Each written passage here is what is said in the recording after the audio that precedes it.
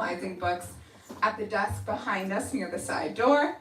We, of course, have many additional copies available to purchase from my colleagues Christina and Anna in the back. And, of course, if you're joining us virtually on the YouTube live stream, we would love to encourage you to buy a copy of Mi Cocina online using the link in the live stream description. All right, so with all that in mind, we are so very excited to introduce Rick Martínez and Eric Kim, who are here celebrating the release of Rick's debut cookbook, Mi Cocina. And where do we even begin with this cookbook? It is truly stunning on every level, from the incredibly vibrant photographs of Mexican cuisine and landscapes to the beautifully crafted essays about Rick's family heritage, his travels around the country, and his connections to all these delicious recipes. In all, Rick has truly created a very intimate and moving love letter to the beauty of Mexico. Rick Martínez is the host of the YouTube series Prevalo, sorry, on Lavish Culinary Universe, and the Food 52 video series Sweet Heat, and is a regular contributor to Bon Appetit magazine and the New York Times. He also hosts live weekly cooking classes for the Food Network Kitchen. He currently resides in Mazatlan, cooking, eating, and enjoying the Mexican Pacific Coast. As I mentioned earlier, Eric Kim joins Rick in conversation tonight. Eric Kim is a New York Times staff writer born and raised in Atlanta, Georgia, and is the author of Korean American, Food That Tastes Like Home. He now hosts regular videos on the New York Times Cooking YouTube channel and writes a monthly column for the New York Times Magazine. His work has also been featured in the Washington Post, Bon Appetit, and Food and Wine. He lives with his rescue pup, Quentin Thompson, in New York City. So without any further delay, please join me in giving a very warm welcome to Rick and Eric.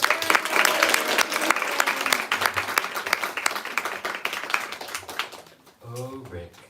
Oh, Eric. Rick. First of all, congratulations. Thank you. On Mi Cocina. This is incredible. The color is so you. Look at Rick's pants. Really good pants. Welcome to New York. Thank you. And I'm sure you've heard of it, New York City. A couple of times. I just wanted to ask you, you used to live here for a very long time, and now you live in Mexico. When you do come, I know you have these things that you have to eat.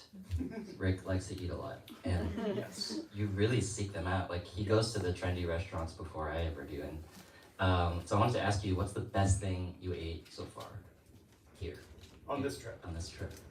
Ooh, that's really hard. The long beans yesterday at Bonnie's were really incredible. I actually just had a salted caramel sundae at Van Wellen's. Those are quite nice. I miss laminated pastry a lot, and so when I come back to New York, that is high on the list of things to consume. High Street on Hudson has my favorite quinoa. They do. Yeah. There is a place in the Bronx called Delicia that actually has really good quinoa too. But I come in with a list because there are things that are very hard to find in Mazatlan. So rhubarb and strawberry, strawberries not so much, but rhubarb definitely. So last time I was here, I was like, I'm gonna eat rhubarb.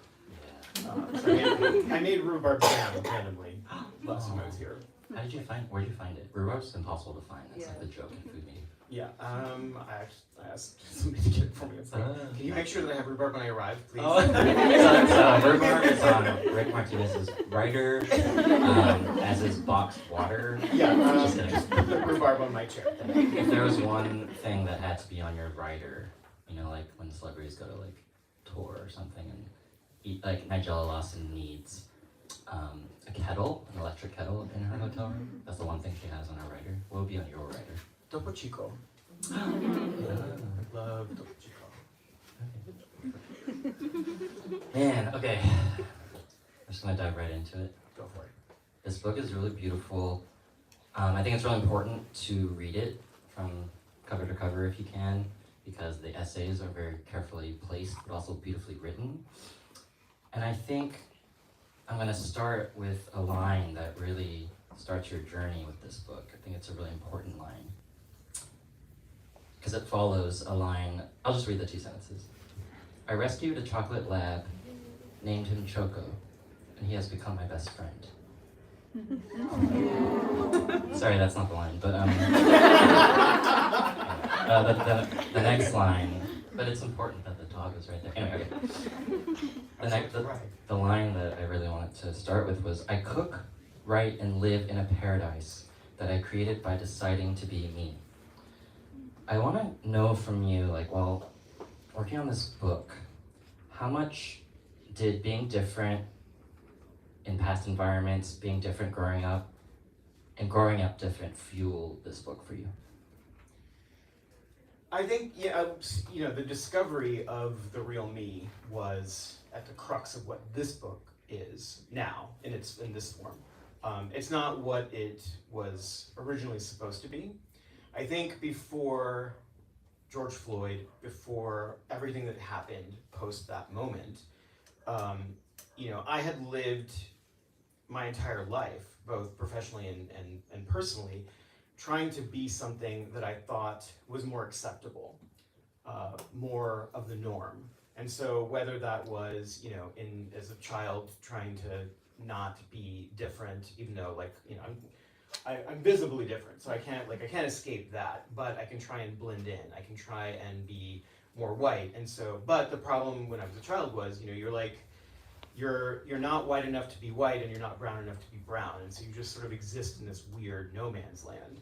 And then professionally, you understand that to play the game as a person of color, you have to pitch certain ideas. You have to write the pitches in a certain way. If someone asks you to make a particular dish that is, maybe it's offensive to you as a Mexican American, but you do it because you want the assignment, you want the byline, you want to be in that publication.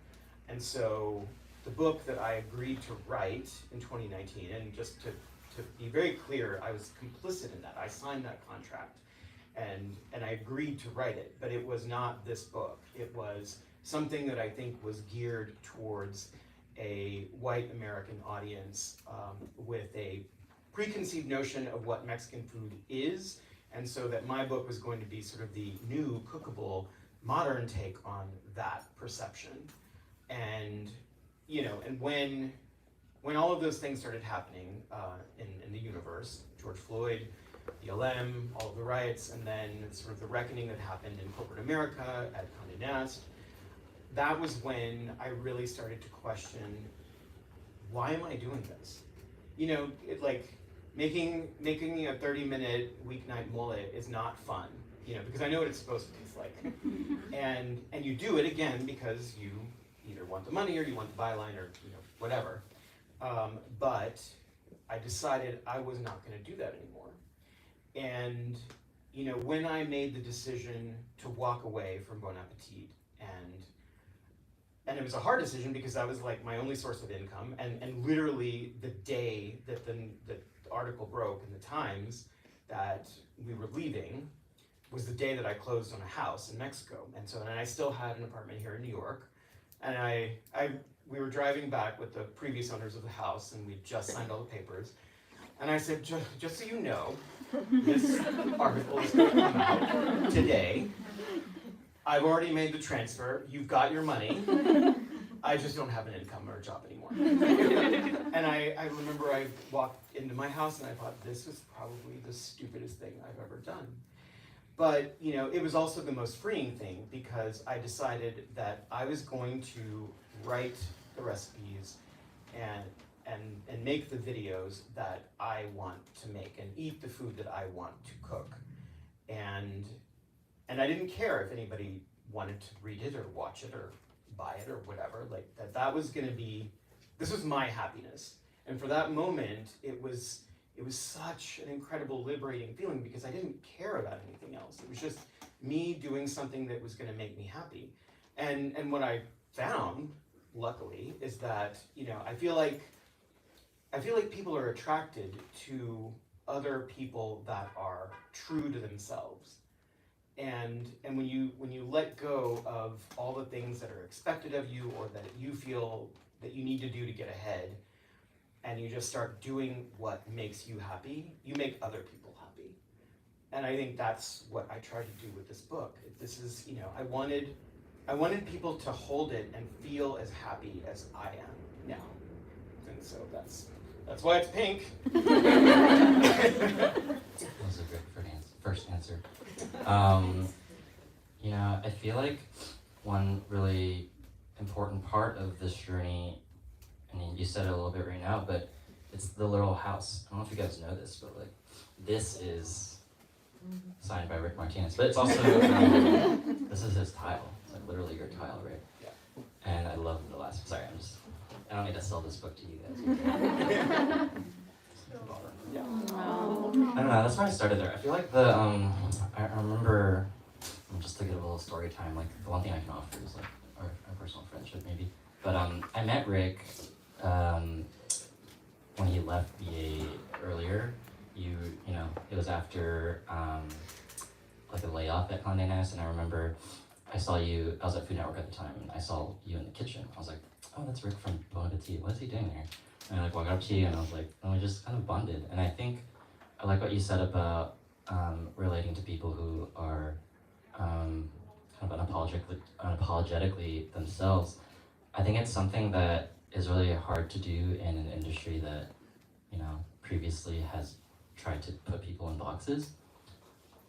Can you talk a little bit about Mazatlan a little more? And, you know, when you got there, I think one thing that you say often, and that is super resonant for me as someone who hasn't experienced this, you say this a lot, where you finally were somewhere where everyone finally looks like you.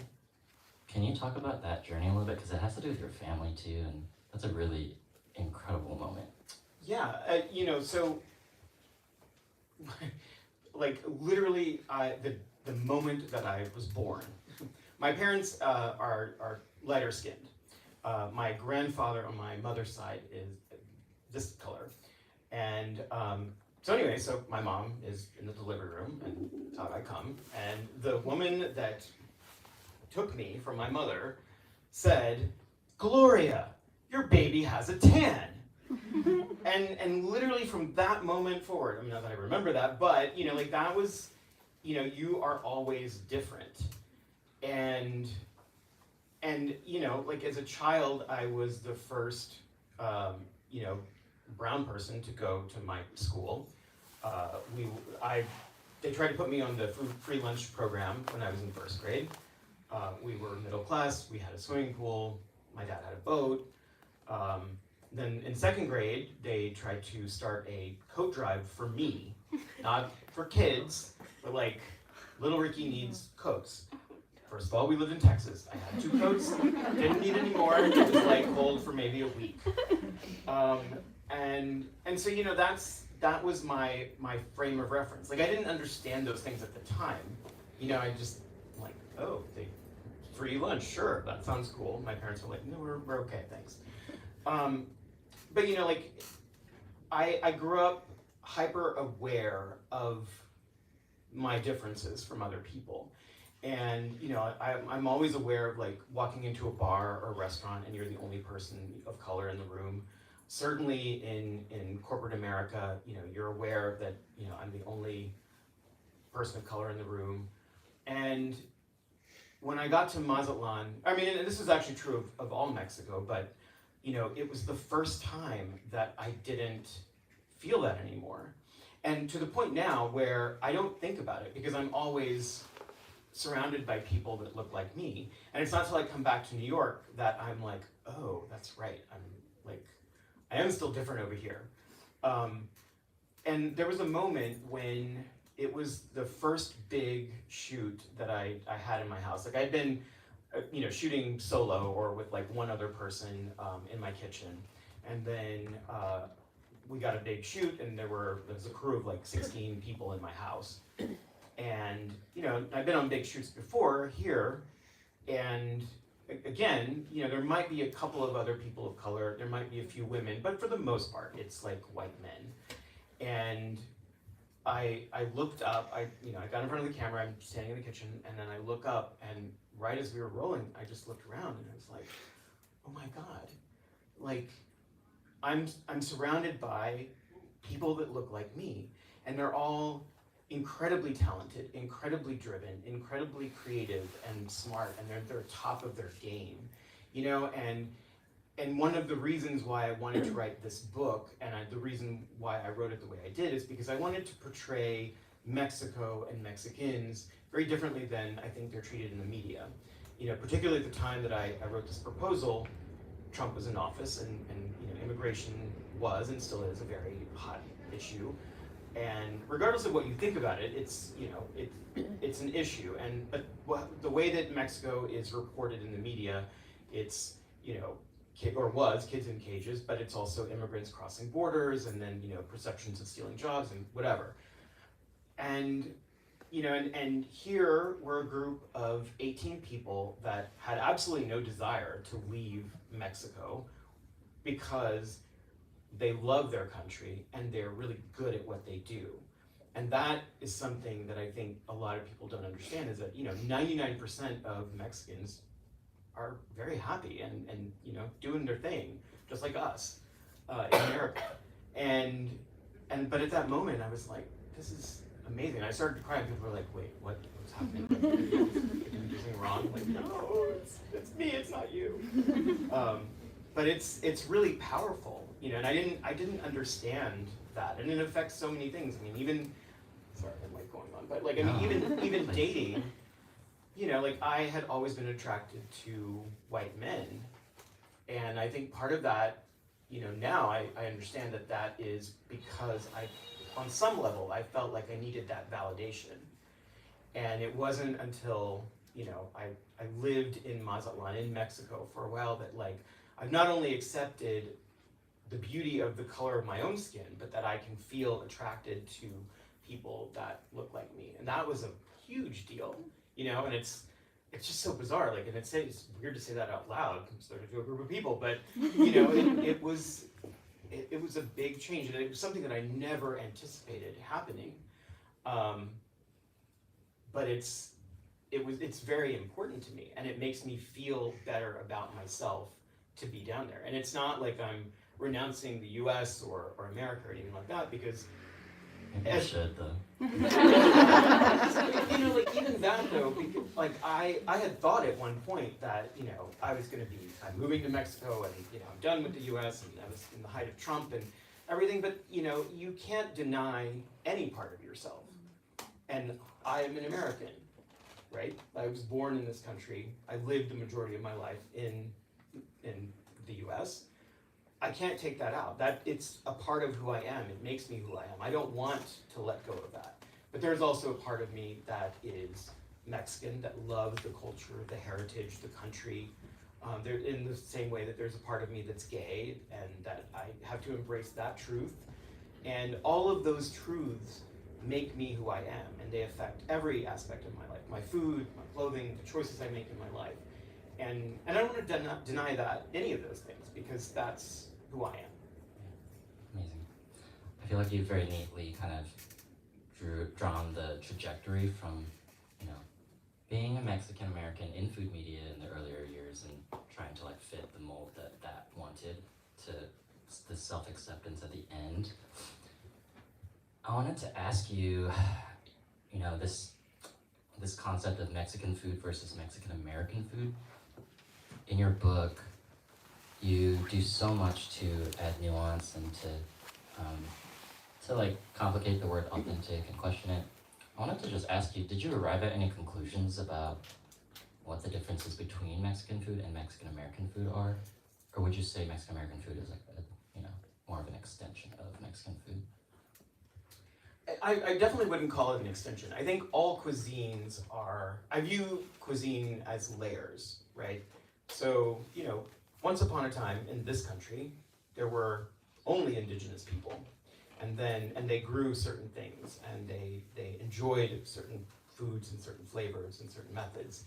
And then other people came for whatever reason. Again, you know, like, some are horrible reasons, and atrocities were committed, but when you're thinking strictly about food, even those people had brought with them their foods and their methods and their traditions. And I think universally those things just layer upon layer, and they just build something. And you know, one of my theses in the book is that, you know, Mexican food, again, regardless of what side of immigration you are on, is a result of the migration of people, right? I mean, some were escaping something, some came to conquer, but they all just built and built and built. And Mexican cuisine as it is today would not exist without all of those people. And so I feel like, so to answer your question, like I think there were at one point indigenous people in Texas and California and throughout the Southwest, and then the Spanish moved Spain into the southwestern part of the US. The Mexican people added their layers of flavors. Then the California settlers, the Texas settlers added their business, and then you created Tex-Mex. And it's not, to me, it's not a lesser cuisine. I love Tex-Mex. I grew up in Austin, and it is unique to Texas in the way that Cal-Mex is unique to California. It has, you can see similarities in northern Mexican cuisine. So when I drove into Monterrey in the state of Nuevo León, which is just under Texas, that was the first time in 17,000 miles of driving that I saw something that was familiar to what we grew up eating in my family, and that was part of my journey, like to find like where does my family come from? Where does my food come from? And you know, I was sort of disheartened, but like I finally got there, and I was like, oh. And there was a moment where this plate of food hit the table, and it looked like my grandmother had like plated this dish, and I just started to cry, and I called my dad, and I was like, you know, I found it. You know, it's right here in front of me. And so, but it wasn't, you know, it's not exactly the same. So I think that, you know, I think you can see pieces of food from, you know, different regions and different areas. But I think that's the beauty of food from any place. So it's always going to be a product of lots of different cultures and passions and likes and dislikes, you know, layered on top of each other. It's like in Shrek, it's the onion, right? And I feel like each of your answers you said you cried. I don't think people realize how much crying happens during a book writing process. A lot of it's from like, you know, chill self-discoveries like that. But then other ones are like, our manuscript's due tomorrow. It's Aaron, help me. But you know, I wanted to ask this question just like personally, but so I'll do it publicly. You know, you chose Mazatlan very specifically, but you also just, it was a real flex to be like, oh, you want authentic Mexican food? First of all, authentic, but also let me just travel to these 7 places and literally go find the food that's like in Mexico. What's this, like after Mazatlan, what's the second city that you would move to? If you had to buy a second house. You had to. Wow. Okay. That's hard. You write about each place with such, you know. I really love Tepoztlan. It's a really small town in the central, kind of central east part of Mexico. It's really small. There's about 10,000 people there. But it kind of presents itself as almost like a little New Orleans. It's really interesting. Like during the week, it's kind of quiet, like you would imagine a town of 10,000 people to be. And then on the weekends, like all of these tourists, like Mexican tourists come, and it's just like a party town. And so there's like music, you walk down the street and you can hear music, and there's lots of amazing food, and people are dancing, and it's just like really fun and energetic. And then there's it's beautiful too. So it's like nestled in this valley and surrounded by beautiful green mountains. And there's a pyramid on the top of one of the mountains, small pyramid. And then every weekend, I don't understand why, but every weekend after you've had your night of drinking, like every single person in the town, plus the tourists, climbs the mountain, which is very steep and also wet. And they take their kids, they take their babies, they take their old grandparents or great-great-grandparents, and you just ascend. And then you get to the top, you sit on the pyramid, you look at the amazing view, and then you go down and you eat. But it's like, So I did it, and they're like, there's like an 80-year-old woman, like going very slowly, but she is like going up, and there were these two women that were coming down. They were, I think, in their 70s, and they're like, haha, we made it, before you did. And she's like, I'm 87, bitch. So, and it's just like, it's just a really, really fun town, but also, and it's beautiful, and it's so steeped in history, and the food is incredible. It's a place that celebrates the food of the pre-Hispanic people. So there's a gentleman in the open air market that sells these fritters. They're called platiqueras, and they're in the book. And a lot of people don't realize this, that pre-European Mexican food was, or I guess not Mexican, the pre-European food in what is now Mexico is plant-based. So they ate fowl, they ate fish, they ate insects, some reptiles, but for the most part it was plants, seeds, nuts, flowers, lots of flowers. And so this fritter is, it's a vegan fritter that is held together with flax and chia seeds. So there's no eggs. And this gentleman sells different varieties, but there's some that are made with nettles, some that are made with beets, some that are made with squash blossoms, other cactus blossoms. And then all of the sauces are equally as beautiful and colorful, like some that are made with plums and ground up nuts, and like it's so beautiful. And he's also very proud of it too, and that was another thing that's like really, I don't know, just there's something about this, you make something that you love and you're proud of it and you want to share it with people, and that is another common theme that exists all over the country, but particularly in this place where people are just so, they want you to taste this food and they put their soul into it, and there's so much tradition and history in it. Oh, amazing. Rick made that on GMA yesterday, right? Yeah. So if you want to check that out in video form. And this thing about being proud of your food, I think the way you talk about your recipes, I think some of the most fun conversations we have are like, I'm working on this recipe and we're really excited about it, and we just talk food. And I love those moments. But I wanted to ask you, if you could describe, let me ask this in a not dumb way. Let's say you're like in an interview and someone's like, what's your cooking style? I actually really like that question because it makes you really think, and I do think you have a cooking style, and you have a Rick style, and I think that's the important thing about this book. It's full of recipes where Rick's like, these are the iterations that I've made in my kitchen that I like eating, and you're very much like, I love this. Like, you love every one of these dishes so much, and that's why it made it into the book. How would you describe your food? What's Rick's recipes like? I think it's very symphonic. I'm a person of extremes, so I like really, really strong highs and really deep lows. And what I mean by that is, and I worked at ABC Kitchen for a long time because I wanted to learn how to cook from the market, like in season. And that was an amazing experience. And one of the things that Dan Kluger was really good at, and because he had trained with Floyd Cardoz, who was brilliant at this, like every dish, every sauce, every condiment, everything was melodic. And so you might start with something very vegetal, and then you soared up with like really tart flavors, either through citrus or maybe the tart fruit. And that was sort of cut with sweetness from somewhere, like honey or agave or some kind of syrup. And then you went down into like something that was like deeply caramelized, that was brown and earthy and toasted or roasted. And then you kind of came back up at the end, and it was spicy, either from a chili or warming spices. And so you've just gone on this journey, and that was just like the salad dressing. and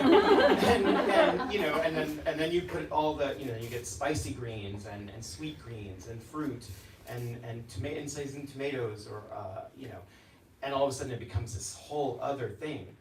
And I started thinking about my food like that, and that if if you create those moments, so if every component of your dish is a little bit of a melody, and when you put all those things together, and they don't have to be a complete melody, it could be just a few little notes here and a few little notes there, but then they all come together. And I think for me, this is like very, very much the case with a good taco, right? And it's not just like the flavors, it's also the textures and the heat of the dish. So some things are cold and raw, some things are hot and cooked, some things are soft, some things are crunchy. And when you put them all together, it's like, oh my God, it's almost overload. And you have to think about what you're eating because there's just so much happening. And I like doing that to people because I feel like, I don't like dishes that I get bored with, right? Like I like steak, but like after the second bite, I'm like, okay, I know what that tastes like. It's good, it's really good, but or even soups. I love soups, but like I want other things in it so that every bite is a little different, and so that's what I really try to do.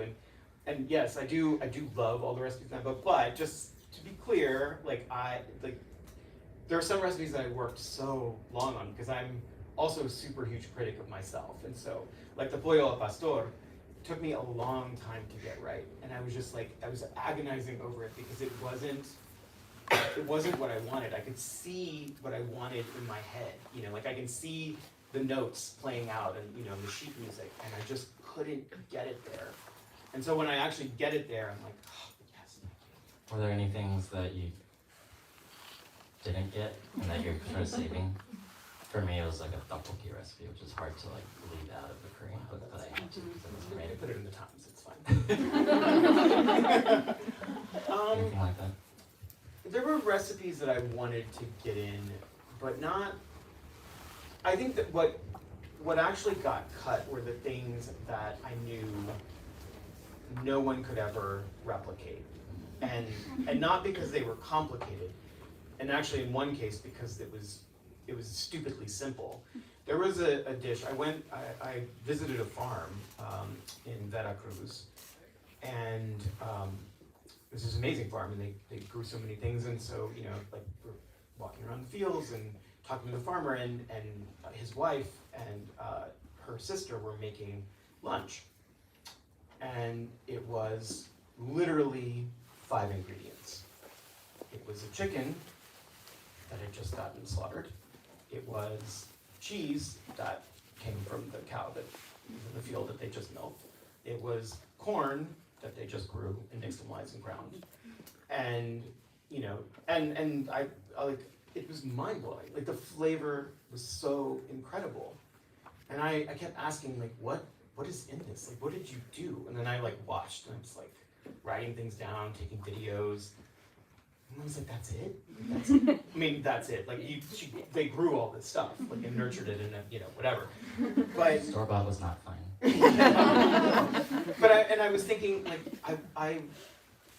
I want this, but I can't replicate this in my kitchen in Mazatlan, and so certainly, that's not anything that anybody's going to be able to try.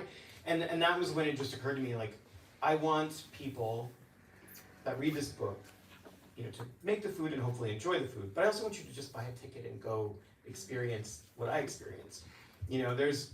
There's no reason to spend a full day and $100 and lots of Amazon shipments to buy all of the ingredients you need for a proper Oaxacan mole negro, when you can buy a ticket and just go and taste it and experience it, and as well as like all of the other things that are amazing about Oaxaca.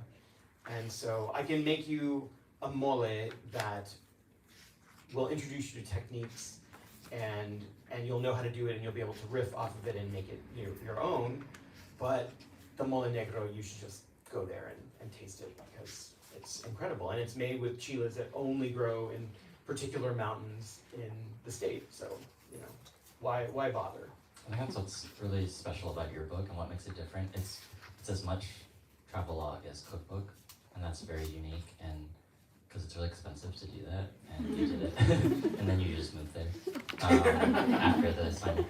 I do love, things like you chose 6 chilies exactly to like you know, because even you were talking about how like you couldn't get certain chilies even in Mazatlan, so like you picked, and I don't know if you guys seen it yet, but it's the chili chart that's like really incredible, and it really explains like, because the worst thing to get is an email from someone who's like, I can't find this chili, can I use something else?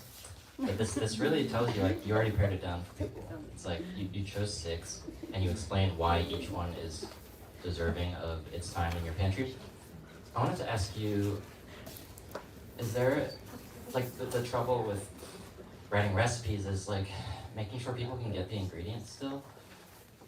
And for me, I know that when I use a Korean ingredient that's not quite on like an American grocery store shelf yet, that I'm like helping it like get there eventually. It's sort of this like culinary diplomacy that I have as a dirty little secret. The reason I publish so many Tinjang recipes is I want Tinjang to be, what is that ingredient for you? Like what do you really want to gentrify? Just kidding. What just kidding. No, like what ingredient, what Mexican ingredient that is so freaking good do you want people to just like buy more? See, I think for me, it wasn't the ingredient. Like, so I've always, when I develop recipes, I think about it like this, right? So you can either introduce an ingredient, in which case the method has to be really simple, or you can make something complicated in the method, but then the ingredients and the number of ingredients need to be super simple. If you try and do both, you lose people. Like I just feel like you just like, one thing has to be simple if the other thing is complicated. And so, and also I think that, you know, one of the advantages of having written this during the pandemic when there were so many shortages of so many things is that I kind of, it was eye-opening for me watching people make things and substitute things was very eye-opening, because I think it showed a level of fearlessness. I mean, granted, it was probably born of necessity, you know, like I have everything but this one thing, so I'm gonna try, you know, and sometimes it was successful and sometimes it wasn't. But I think people discovered the fun of cooking, you know, so it's not, I don't have to stick to this roadmap that if I deviate, something horrible is gonna happen, or the author's gonna like come down on me, you know, like whatever. And I saw people enjoying their time in the kitchen as a result of having that freedom. And so I wanted everything in this book, I didn't want there to be any special equipment, and I didn't want there to be anything that you had to order. So this was all like literally, you go to Fairway or Gristedes and it will all be there. No, I'm not gonna speak to the quality, but you know, like everything you need is going to be there. I wanted then to teach you some techniques that might be new or seem a little bit like, ooh, I don't know if I can do that. But that to me was more important, because what I found, and I sort of went, you know, as I was traveling around, there were certain things that I just didn't understand why they were done. You know, so like mole making, for example. There is a process of refrying, or not refrying, frying the liquid ingredients. And I could not wrap my head around it. And you know, I was like, I saw it, and I tasted the result, and yummy, delicious, right? But in my mind, I'm thinking, I don't understand scientifically how, if I pureed all of these vegetables, and it is primarily water with like some particulates in this liquid, and you pouring it into hot oil, and then, you know, then now you have all this hot oil to clean up. Is it really, like, what is it actually adding? Like, can it be browning these things with all of that liquid? And anyway, so like I had this, that was my struggle. And then in the end, I just decided it does actually work, you know? And I think there's a way, I tried very hard to write that as an instruction in the mole, so that you're not gonna burn yourself, and you're not gonna make a huge mess. And, but it does add to the flavor of it. And somehow it seems to me that it helps to emulsify the sauce. I can't explain the science behind it, but I've done it enough now that, you know, when you do it, it does make a difference in both the flavor and the texture, and you get this really beautiful velvety sauce that can hold on to all of the oils that you fried all of your ingredients in, which also now contain a lot of really intense, amazing flavor. And so, you know, I love that you described that process of like the hesitation and wanting to, and then deciding, no, this is right. And I think this is a pretty self-selecting group, and probably the people watching as well on the stream are self-selecting, which means they're gonna listen to you. But all those people, there's so many people who don't listen to you, and they're like, this doesn't make sense, I'm gonna do it the way I do it. And it's like a Korean recipe or a Mexican recipe, and they're not Korean or Mexican. Anyway, in those moments, I'm always like, just listen to me. I wrote a freaking cookbook. It's like, this one thing that like finally establishes you as like someone, not just as someone who is an authority. I don't know how much I believe in that. It's more like, you did the work. It's like, it takes so much test to go through each recipe. oh, sorry. You go ahead. No, but you know, like I actually, I think that's another thing that I just sort of let go of. Like, so this gentleman yesterday, I think, made my enchiladas that I have in the book, and I think he said that he couldn't find the guajiros, which, you know, okay. But instead of using another dried chili, he decided to use poblanos, which it never would have occurred to me. But he really liked it, and so he tagged me in his post, and so they were green enchiladas, and I imagine they were probably pretty delicious, you know. But so I'm like, you know what? I mean, I think that to me is really, like, you know, change the recipe as much as you want. If the final dish makes you happy, that is your truth. Live it. You know, and if you're going to give me credit for that, or some credit for that, I'm happy to take it. But, you know, I mean, also don't come blaming me, like, saying your recipe didn't work if, like, I changed 7 of the 10 ingredients. But, you know, like, I just think that I've let go as a cook. I let go of wanting to, you know, someone to create the exact replica of what I made.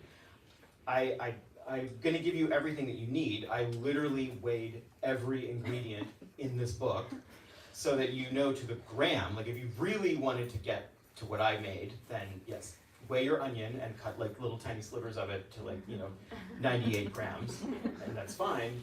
If you don't, that's fine too. Just make food that you like. That's the sign of a real service-driven writer. I don't know if that's like, just kidding. Also, like, kudos to Food Network, because that I was taught. Oh, I know. Like, as a recipe tester and also as a developer, I think that was, and Miriam, who is still there, yeah. I think she was really good when I first started. She was like, you know, we're going to teach you how to do this, and not a lot of other food media places in the universe do this. We're going to teach you how to test a recipe, and in so doing, you will then learn how to write a recipe. And so all of that rigor that I put into these recipes was because of what I learned there. So. Oh. A little shout out to our little crew over here. Yeah. We're all Food Network babies. Yeah. Okay. I'm gonna do a final question for you, and then a lightning round, which is really fun, and then we'll do questions from the audience. So think of some questions. Okay. Last question I kind of want to ask you is, you were talking about, you know, these recipes as things that you're giving to readers, and you want them to do with it what they will and have good food in their kitchens. But what's like the one recipe in this book that is for you? And the way I describe this might not mean that much to some people, but I always describe it as the all too well 10-minute version of your book, which is like, it's that like the uncut, unedited recipe that you slipped in at the end. Do you have like a recipe that's like for you, it's sort of involved, and it's sort of, it has to kind of be a sleeper hit. It's like, it wasn't a single, it was on the radio, but it was like your favorite recipe, and you don't know if anyone's gonna make it, but then you're gonna find out. Sorry, this is a lot of fun. I have to explain the Taylor Swift thing to the you don't get it. Well, I mean, so here's the thing. Like, I mean, the beauty of telling your publisher that contract that I signed with the proposal that had that list of all the recipes that I was supposed to write, I'm not doing that anymore. So then the book just became the things that I loved eating most. And actually what I did, like, I'm not a very good note taker, but I decided that I needed to start doing Instagram stories because whatever, because I needed to. But I was going to basically turn that into a visual journal of everything that I ate. So I would eat something and I would document it, like take pictures. I would, document like where I ate it, what it was. I would talk to the chef and ask them like what they put in it, and write all that down. And I would post it, and then knowing that in some amount of time I would go back and like, oh yeah, I really like that, and I would know exactly where I ate it, whatever. But so everything that made it into the book is something that I really liked. So you heard it here first. Every single recipe in here is all too well. Which is the kind of book I would want to buy. I think that's why. I mean, there's just all foods that I like to eat, and I remember thinking when I was writing this, I was like, if nobody else buys this book, that's fine, because I now have all the food that I ever want to cook in one place. Because you make something and you think, oh my God, I need to write this down because it's like so good. I want to make it again, and then you never do. And I did, and so now I have that reference. Oh, amazing. Okay, so we're gonna do a quick lightning round. Lightning round means you don't explain. Oh. You just say it. If you really want to explain, go ahead. But I have 8 of them, so we're gonna go. Okay. The point of it is to just Hand on buzzer. Your react. Yeah, basically. Okay. Okay. Morton kosher salt or diamond crystal? Diamond. Ooh, okay. Black and white or Technicolor? Look at my pants. So corn tortillas, you can only pick one: blue, yellow, white, or pink. Blue. Ooh, interesting. Well, we can ask. Pink is really good too. Okay. Well, this was interesting for me: white onion or yellow onion? White. Roma tomato or a big juicy heirloom tomato that you put in a sandwich with some mayonnaise? Big juicy heirloom. Oh wow. Okay. Upper Manhattan or lower Manhattan? Upper. Butter or lard? Alright, there's actually Madonna or Britney? Oh God, I feel like I'm gonna get struck by lightning. I grew up with Madonna, so. Okay, Twinkies or Twinks? I know you know the answer to that. Okay, so I said that was the last one, but I do want to ask you, this book is a love letter to your mom as well, I think. I would love to know, what's a recipe in here that you think she would love the most? Ooh, wow. There's a soup that my mother loves soups. There's a soup from the state of Tabasco, which is interesting because it's on the Gulf Coast, and I did not know this until I got there. But the port of Veracruz, which is in the state of Veracruz, which is further north of Tabasco, was a port on the Gulf. And so the Spanish brought in a lot of African slaves into Mexico after a lot of the indigenous people in Mexico died from Spanish diseases. And then a lot of Caribbean and Cuban people started coming into Mexico. And so the food in that area is really amazing. And it's never really talked about, but it's this combination of African and French and Caribbean and Cuban ingredients and flavors. And so there's that's not it. No, it's in the Gulf. What's it called? Puchero tabasqueño. But it has taro root and sweet potatoes and corn. And it's just really good. And it's funny because actually I want to say this too. It's one of the interesting things about this book for me, and is that I wrote it during lockdown, and so all of the recipes, all of the recipes were only ever tasted by me and some of them by my Airbnb landlord. We had this food exchange. She would bring me coconut and pineapple and papaya in the morning, and then we would never got near each other. She would come in the very early morning to clean the courtyard. I was the only tenant in her. It was a 4-apartment little hacienda, and so she'd come in and clean the courtyard and water her plants early in the morning, and then she'd leave me fruit and she'd go away, and then in the evening, I would cook all day, and then whatever I had left, I would pack it up, and I would like leave it for her. And that was just like what we did for 4 months during lockdown. It was like my only human, although not human contact, because we never actually saw each other. But it's so, and I'm so used to being in test kitchens where, you're developing a recipe and you like, I don't know what to do with this dish, it doesn't seem right. Can you taste it and like, tell me what you think, what does it need? And I never had that. And so a year after that, I had the photo shoot. A year ago, I had the photo shoot for the book in my house in Mexico. And so we're cooking the food, and it was the first time that I saw other human beings eat this food. And literally every day, we'd shoot like 8 or 9 recipes a day, and then we'd have family meal, and like, I'm getting goosebumps again, and like just, I feed off of the energy of others. Like I cook to make people happy, just like my mom did. And without that, it's like it's like trying to, do something with your hands tied and your, the blindfold on, and to see people enjoying the food for the first time was one of the most moving and incredible experiences. And that soup was something that people really liked. And it's, it's just a simple soup, but it's like, it's an interesting combination of ingredients that were, again, brought by many different immigrating people that came into Mexico. Amazing. If you want that, it's on page 80. Okay, audience questions? Yeah. You have a lot of amazing looking salsa recipes in the book, but are there any bottled hot sauces that you love or view as essential? Not really. I mean, so in Mazatlan, it's interesting because there are places in the mercado in Mazatlan that like they just literally sell like 50 different bottled hot sauces. I personally I like making them because they're really easy and you can have fun with it and just throw a bunch of things that you like in the blender, and I would much rather eat a fresh salsa than a jarred one.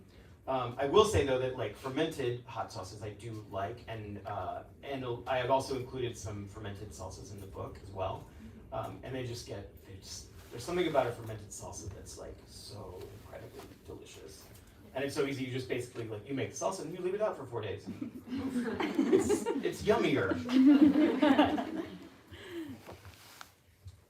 Hi.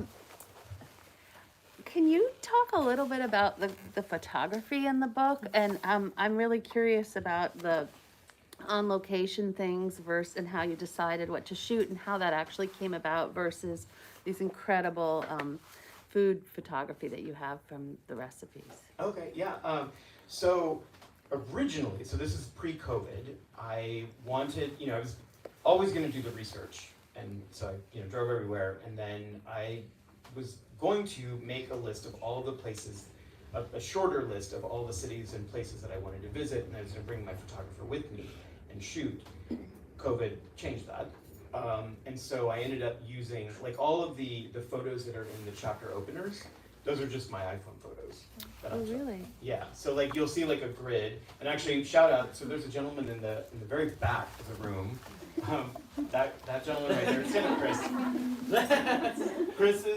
Chris is the creative director of the book, and he that's These are Rick's photos. yeah. And Chris did an insanely amazing job putting this book together, and he designed the layout, basically everything. But so those photos are mine, and then the food photography. I had a very clear vision for what I wanted this book to be. To me, this was a book that I wanted to represent Mexico the way that I see it and feel it. And so for me, it is a very energetic place. It is a very happy place. And Mexicans are incredibly positive people. And even the people that seem to have the least or that have the hardest life are incredibly generous and giving and loving. And you're just like, but wait, no, you don't give that to me, you keep that. And they're like, no, I want to share this with you.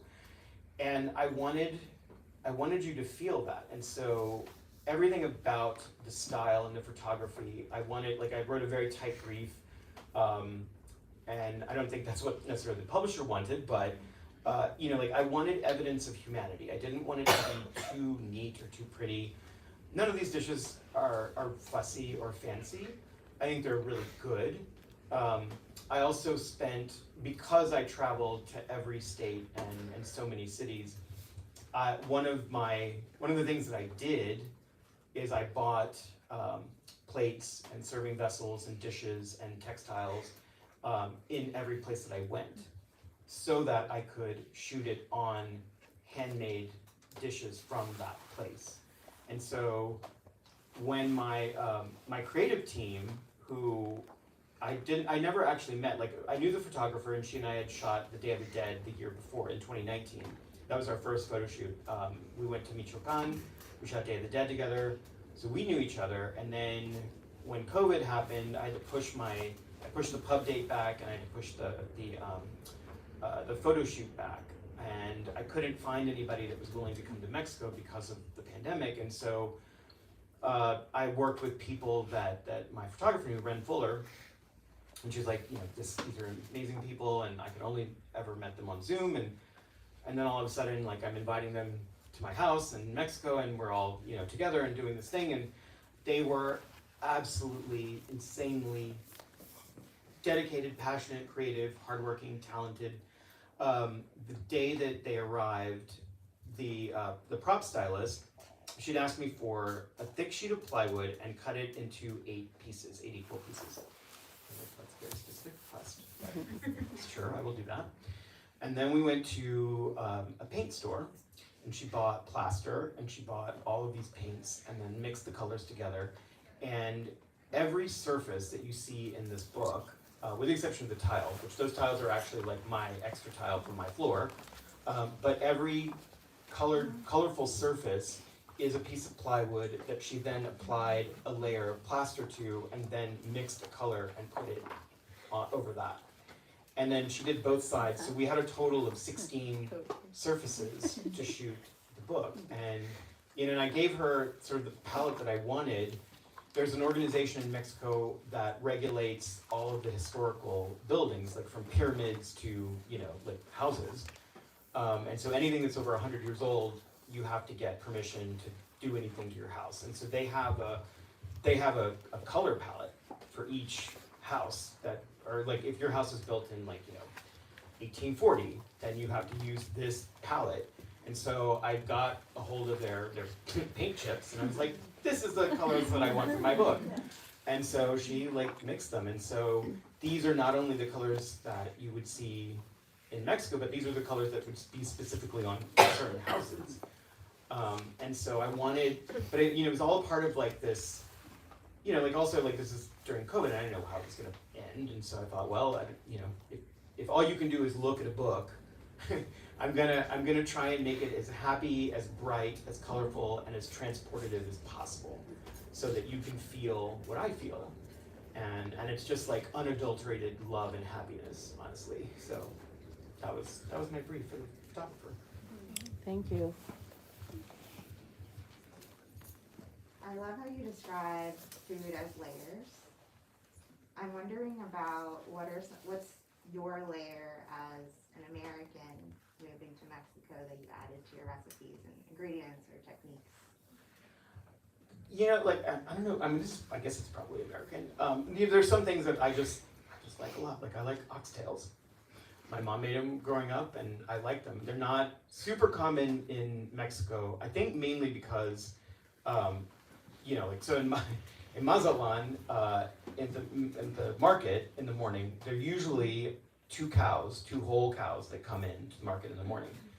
And I could never find oxtails, and they're like, you just need to come in when they come in. Like, you get up early, asshole. Okay, so I get up and I go, and it's 6 in the morning or whatever it was, and I see the cows come in, and I'm like, I want that ass. And so this man with a machete just chops it off, and I got the first of the oxtails in the morning. I was very proud of myself. But anyway, so there's a dish, it's called caldillo duranguense, and it's a beef stew, and I tried a lot of different versions of it and so that was part of my research process, like not scientific, but I wanted to, as best I could, if there was an iconic dish in a particular area, I wanted to try as many versions of it as I could, so that I could get an understanding of like what are the commonalities and what are the differences, or where does the personal flair come into it.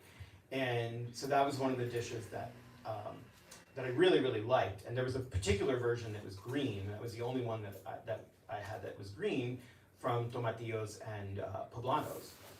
And it was such a rich, flavorful broth. And I remember thinking, what do I want to use to, like as what cut of beef? And I thought, you know what, fuck it, it's my recipe. I'm going to use oxtails, just because I love oxtail soup.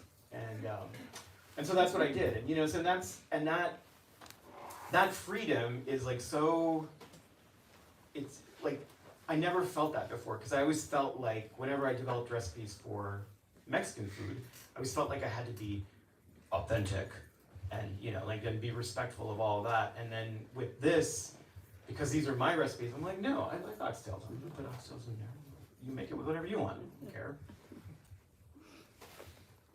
Hi. Hi. I'm wondering, after the past 2 years of you moving, developing a cookbook, working through a pandemic and ingredient shortages and everything, all your own recipes for the book, for various publications, your series, what are you cooking personally now for yourself or for friends or whatever? Do you cook your own recipes? Do you go back to them, or do you just like off the cuff, whatever you can find in the market that day?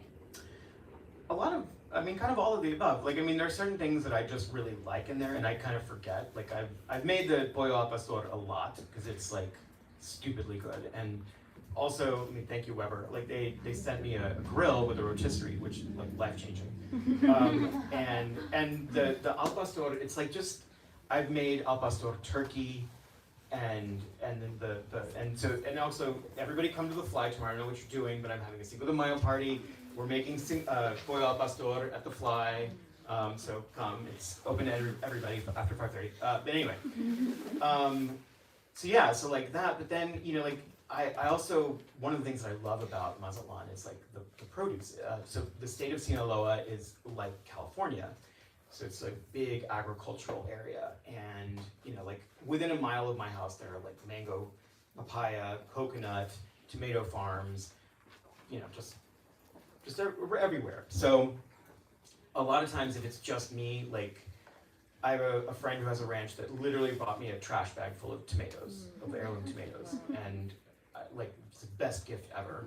And I for the whole month of April, because that's tomato season in Mazatlan, I just had tomatoes and focaccia, because they were just delicious, right? And so if it's just me, that's the kind of stuff I do. But a lot of it is like what is good at the market, what's in season, and then I just like have my fun favorites in there. Thank you. Oh. Wait, Molly, can I ask you a question? Do you have a childhood comfort food or meal that you ever return to? Yeah, so there's, and I feel like I've talked about this a lot, but it really does mean a lot to me. This is it's chili colorado. It's not in the book, but it's the dish that, my mom, I would go to college, and or I went away, and then when I would come home, she'd ask me, what do you want? And I would always say, that's what I want. And the entire memory of it, opening the door and smelling the guisado cooking on the stove, and then hearing my mother's rolling pin clicking on the marble, rolling out the tortillas, and then getting chased away because I would just stand there and eat the tortillas as they were coming off the comal. But that to me, that's just such a comforting meal, and it was just so much.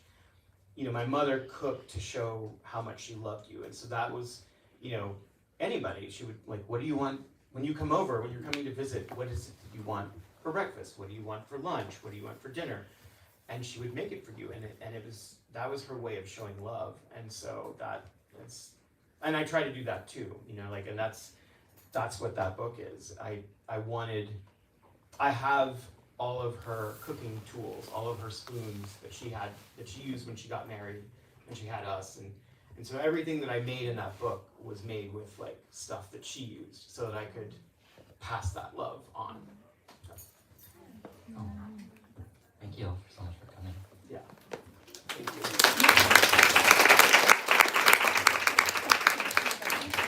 Yeah, I'm just gonna close out with a few quick notes. First of all, of course, huge thank you to Rick and Eric, and congratulations on the debut of Cocina. This is such a beautiful book, and what a lovely conversation. So let's all give them a very, very warm round. As I said before, Rick will be personalizing books at the desk in the back. If you haven't purchased a copy already, there are many more available for purchase where you checked in, as well as signed copies of Korean American as well. If you tuned in virtually on the live stream, you can go ahead and click the link in the description to get your copy. And yeah, that's all from me. If you guys could please clear the area so that our staff can start breaking down and resetting up the store, that would be much appreciated. But yeah, that's all. Just huge thank you to everyone.